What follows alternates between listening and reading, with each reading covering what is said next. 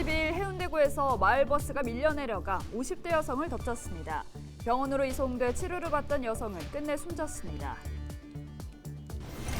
가덕도에서 북한과 해운대 센텀시티를 거쳐 오시리아 관광단지를 연결하는 부산형 급행철도 구축이 추진되고 있습니다. 부채 등으로 어려움을 겪는 지역 주민들을 지원할 수 있는 조례가 전국 최초로 중구의회를 통과했습니다. 다양한 금융지원센터와의 연계도 서비스됩니다.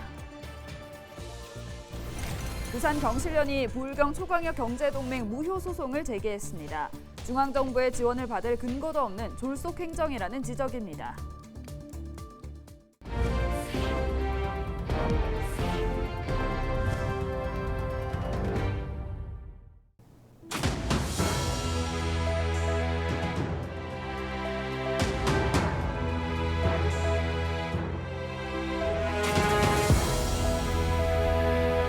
여러분 안녕하십니까? 헬로티비 부산 뉴스입니다.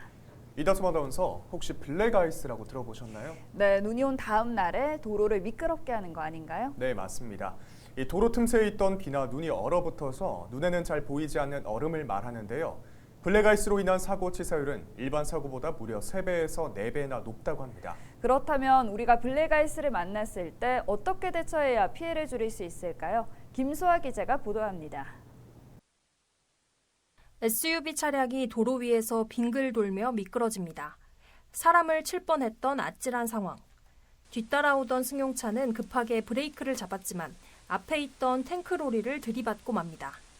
도로 위에서 속절없이 미끄러진 차들. 당시 도로엔 블랙아이스가 깔려있던 것으로 확인됐습니다. 최근엔 영월에서 블랙아이스에 미끄러진 차량이 전복되는 사고까지 발생했습니다. 블랙아이스는 도로 틈새에 있던 비나 눈이 얼어붙어 생긴 얼음막입니다. 블랙아이스는 땅의 열을 받지 않는 교량 고가도로나 햇빛이 들지 않는 터널이나 지하차도에서 많이 발생합니다. 도로 색과 같아 눈으론 식별이 어렵습니다. 때문에 주행 중엔 피하기 쉽지 않은데 한 번 밟았다 하면 대형 사고로 이어질 수 있습니다. 일반 사고에 비해 치사율이 최대 4배가량 높습니다. 브레이크를 잡으면은 이렇게 미끄러는 느낌을 많이 받죠. 이렇게 결병된 상태는 보이지는 않지만 이렇게 미끄러우면 브레이크 밟으면 느껴져요. 느껴지고 그럴 때는 굉장히 위험함을 느끼죠. 최근 3년간 강원도에서 블랙아이스로 발생한 사고는 총 140건. 사고로 인해 목숨을 잃거나 다친 사람이 262명에 달합니다. 사고를 피하기 위해선 서행이 최선입니다. 평상시 운전하실 때 급제동이나 급격한 조작을 좀 피하시고 규정 속도 준수와 충분한 안전거리 확보 등 안전한 운전 습관을 가지시는 것이 중요합니다. 또 블랙아이스를 만났을 땐 급하게 핸들을 돌리거나 브레이크를 세게 밟지 말아야 합니다. 헬로티비 뉴스 김수아입니다. 겨울철 가정에서는 전기장판, 전기 히터 많이 사용하실 겁니다. 이런 난방용품이 자칫 화재나 화상으로 이어지기 쉽기 때문에 무엇보다 예방이 중요합니다. 화재 위험에 노출되기 쉬운 이웃들을 위해 지역 주민자치위원회와 소방서가 주택용 소방시설 설치에 힘을 합쳤습니다. 김소영 기자입니다. 의정부 자금동에 살고 있는 최순남 어르신. 시각장애 1급으로 활동보조원의 도움 없이는 한 발자국도 움직이기 쉽지 않습니다. 천장은 이미 오래전 누수로 곳곳이 내려앉았고 주방 등은 행여 불이 날까 사용할 수도 없습니다. 오래된 전기 콘센트에는 각종 전자기기들이 가득 꽂혀 있습니다. 찬바람이 불기 시작하면서 가장 걱정되는 것은 화재입니다. 불이 났다 해도 혼자서는 119에 신고를 하기도 집을 탈출하기도 어렵습니다. 보지 못하게 되면 안 되잖아. 그래서 내가 이거 다치지 말고 내 손으로 끓여드리고 다 하겠으니까 조금만 내가 손해보는 것보다 이 집에 화재 생기면 아이 되니까 안전을 내서. 겨울철 화재는 인명피해가 발생할 위험이 높기 때문에 특히 화재와 관련된 도움이 절실합니다. 혹시 모를 사고를 대비해 혼자 살고 있거나 거동이 불편한 이웃들을 위해 주민들이 힘을 모았습니다. 오늘 같은 경우에 독거노인에 뵀는데 천장도 많이 낙후돼 있고 이런 거를 많이 지원해야 되겠다는 마음이 들었습니다. 네. 주민자치회에서 이제 회의해서 이런 것 좀 우리가 좀 발굴하겠습니다. 겨울철 전열기 사용이 늘면서 화재와 화상 사고도 증가하는 것으로 나타났습니다. 한국소비자원과 공정거래위원회가 최근 4년간 조사한 결과를 살펴보면 겨울철 화재 과열 폭발 중 47% 이상이 전열기 등의 제품을 사용하다 발생한 것으로 조사됐습니다. 겨울철에는 여름철보다는 이런 난방용품 사용이 좀 많이 있는 편이라서 좀 화재가 많이 나는 편입니다. 그래서 일단 외출하실 때는 전기장판이라든가 이런 거를 꼭 꺼두시고, 그다음에 이제 뭐 가스불 같은 거 올리시는 것도 항상 외출할 때는 좀 꺼두시고. 전열기 관련 화재가 많이 발생하는 만큼 예방에도 각별히 주의하셔야겠습니다. 헬로티비 뉴스 김소영입니다. 지난 11일 오후 7시쯤 동래구의 한 빌라 5층에서 불이 났습니다. 불은 가재도구 등을 태워 소방서 추산 150만 원 상당의 재산 피해를 낸 뒤 10여 분 만에 진화됐습니다.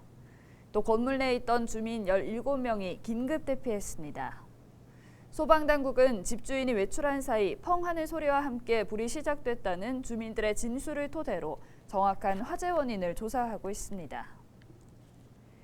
12일 오전 9시 30분쯤 해운대구 청사포 방파제 인근에 세워져 있던 마을버스가 밀려 내려가 50대 여성 A씨를 덮쳤습니다.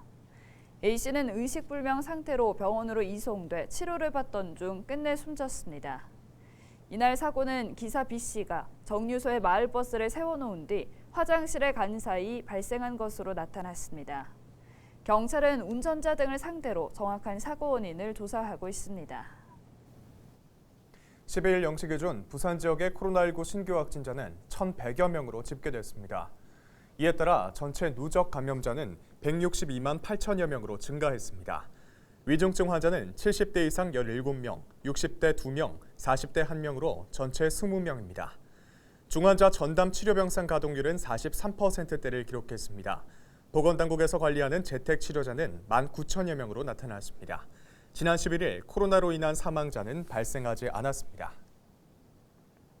12일 오전 9시쯤 금정구 윤산터널 진입로 800m 지점에서 오중 추돌 사고가 발생했습니다. 이 사고로 40대 운전자 A씨 등 8명이 가벼운 부상을 입어 인근 병원으로 이송됐습니다. 이날 사고는 차량 정체로 서행하던 SUV 차량을 뒤따르던 1톤 화물차가 들이받은 뒤 넘어졌고 SUV 차량이 밀리며 오중 추돌 사고로 이어졌습니다. 경찰은 운전자 등을 상대로 정확한 사고 경위를 조사하고 있습니다.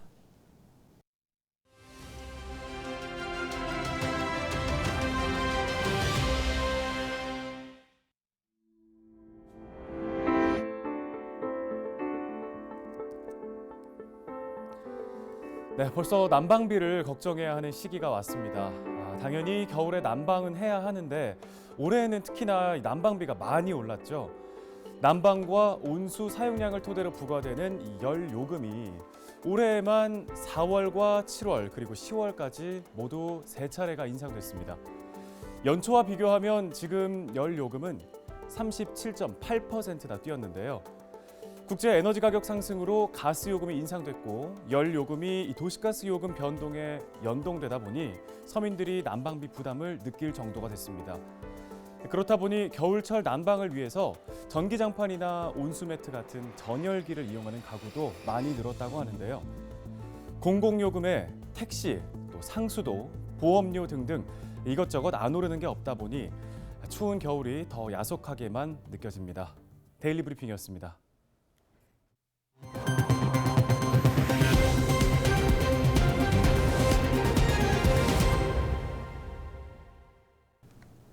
부채 등으로 경제적 어려움을 겪는 지역 주민들이 행정적 지원을 받을 수 있도록 하는 조례가 제정됐습니다. 중고의 채무 위기 가정 지원에 관한 조례 전국에서 처음으로 제정됐는데요. 어떤 내용이 포함됐는지 조례 돋보기에서 안수민 기자가 짚어봤습니다. 과도한 빚으로 경제적인 어려움을 겪는 채무 위기 가정을 행정적으로 지원해 조속한 자립을 돕는 것을 목적으로 하는 중고 채무 위기 가정 지원 조례. 국민 전체 범위에서 채무자에 대한 지원 방법을 명시한 전국 첫 사례입니다. 우리 중구의 많은 자영업자들, 소상공인 그리고 가정의 채무가 점점 심각해졌습니다. 또 채무가 있는 국민들이 채무 조정을 하는 과정에서 상당히 불편함을 느끼고 있는 것을 지역을 다니면서 몸소 경험했습니다. 우리 국민들이 채무로 인해 겪는 어려움을 벗어나고 조속히 자립이 가능하도록 돕기 위해 이 조례를 제정했습니다. 전 재산으로도 갚지 못할 만큼 빚이 쌓인 경우 개인 회생 혹은 파산 신청으로 자립에 도움을 받을 수 있습니다. 하지만 이를 위한 복잡한 절차와 서류들은 채무자들의 어려움을 가중합니다. 이번 조례에서는 구청이 개인 회생 혹은 파산을 선고받은 주민이나 채무 조정을 상담하고 있는 주민들에게 행정 서류 발급 등을 지원할 수 있다고 명시했습니다. 또 채무 위기 가정의 자립을 돕기 위해 구청이 일자리를 우선적으로 연계해 주도록 하는 내용도 담겼습니다. 개인회생 또는 파산 신고를 위하여 취업 연계 서비스를 지원하여 채무에 건전하게 벗어날 수 있도록 도와줄 것입니다. 뿐만 아니라 부산시에 소재한 다양한 금융지원센터와의 연계도 가능해 국회에서는 회생이나 파산, 도산 등을 전담하는 회생법원을 부산에 설치하는 법안이 통과돼 이르면 내년 중반쯤 부산 회생 전문 법원이 들어설 것으로 보입니다. 촘촘한 행정 사법 서비스가 벼랑 끝에 선 주민들의 안전망이 되어주기를 기대해 봅니다. 헬로티비 뉴스 안수민입니다. 부산 경실련이 불경 초광역 경제동맹 무효 소송을 제기했습니다. 경실련은 특별연합 폐지에 대한 시민적 합의 과정이 전혀 없어 문제라는 주장입니다. 또 정부의 재정적 지원을 받는 특별연합과 달리 경제동맹은 아무런 법적, 제도적 뒷받침이 없는 졸속 행정이라고 지적했습니다. 이와 더불어 박형준 시장이 특별연합을 수도권에 대응하는 성장축으로 만들겠다고 발언한 만큼 스스로 약속을 어긴 데 대한 책임을 져야 한다고 질타했습니다. 한편 부울경단체장은 지난 10월 초광역 경제동맹을 추진하기로 하고 특별연합 규약 폐기, 경제동맹 사무국 설립 등의 절차를 밟고 있습니다. 신공항이 들어설 예정인 가덕도와 동부산 오시리아 관광단지에 있는 부산형 급행철도 건설이 추진됩니다. 급행철도는 2030 부산 세계박람회 개최 예정지인 북한과 해운대 센텀시티를 거쳐 오시리아 관광단지까지 연결하는 차세대 초고속 교통인프라입니다. 교통수단으로는 하이퍼튜브와 고속전동차, 수소전동차 방식이 검토되고 있습니다. 해당 시스템이 구축되면 가덕신공항에서 부산역까지 15분 내에 이동할 수 있을 것으로 전망되고 있습니다. 부산 사회복지 공동모금회에서 주최한 지역문제 해결을 위한 지역사회 보장협의체 활성화 지원 사업에 동구청이 선정됐습니다. 이에 따라 동구는 복지 사각지대 해소와 지역 단위 복지계획 수립 등의 공동모금회로부터 연간 3천만 원의 사업비를 최대 5년까지 지원받게 됐습니다. 동구는 지역 주민들이 참여해 지역사회보장 문제 발굴과 해결 방안을 마련하는 사업을 추진할 계획이라고 밝혔습니다. 부산 진구보건소가 치매관리 프로그램 운영 등 7개 부문에서 우수기관으로 선정됐습니다. 이외에도 보건교육과 지역사회 건강조사, 심내 혈관질환 예방관리 등에서도 기관 표창을 수상했습니다. 부산 진구는 여성과 어린이 건강증진, 금연, 방문 건강관리, 마을 건강센터 운영 등의 다양한 정책을 추진하겠다고 밝혔습니다. 금정구 노사민정협의회는 산업재해 없는 안전한 일터 만들기를 위한 공동선언을 발표했습니다. 선언문에는 노동자의 안전보건 의식 향상과 사용자의 안전보건 체계관리, 안전관리 강화 등의 내용이 담겼습니다. 금정구는 노사민정의 협력과 상생을 바탕으로 지역경제 활성화와 일자리 창출에 더욱 노력하겠다고 밝혔습니다. 해운대 소방서는 비닐하우스가 밀집한 석대 화훼단지를 찾아 전기제품 안전사용 캠페인을 실시했습니다. 이번 캠페인은 겨울철 적정온도 유지를 위해 난방용품을 많이 사용하는 화훼단지 근무자들에게 화재 경각심을 심어주기 위해 실시됐습니다. 겨울철 3대 전기제품으로 불리는 전기장판과 전기히터, 전기열선은 저렴한 비용으로 난방을 할 수 있지만 전기 누전으로 인한 화재 위험이 높습니다. 해운대 소방서는 비닐하우스의 경우 한 번 불이 나면 급격하게 확대되는 만큼 겨울철 난방용품 사용에 주의를 기울여 줄 것을 당부했습니다. 이상으로 뉴스를 마칩니다. 함께해 주신 여러분 고맙습니다.